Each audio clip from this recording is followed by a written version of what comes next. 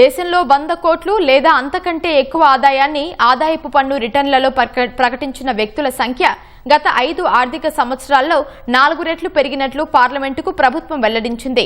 లోక్సభలో లేవనెత్తిన ప్రశ్నకు కేంద్ర ఆర్థిక శాఖ సహాయ మంత్రి పంకజ్ చౌదరి లిఖితపూర్వకంగా సమాధానమిచ్చారు.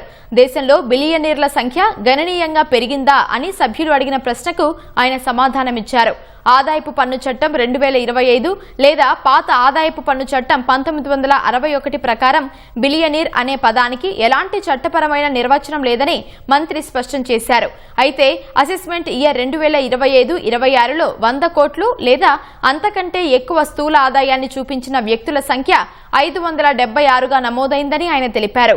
2021-22లో ఈ సంఖ్య కేవలం 142 మాత్రమే ఉండగా ఇప్పుడు అది 4 రెట్లు దూసుకెళ్లిందని ఆయన పేర్కొన్నారు.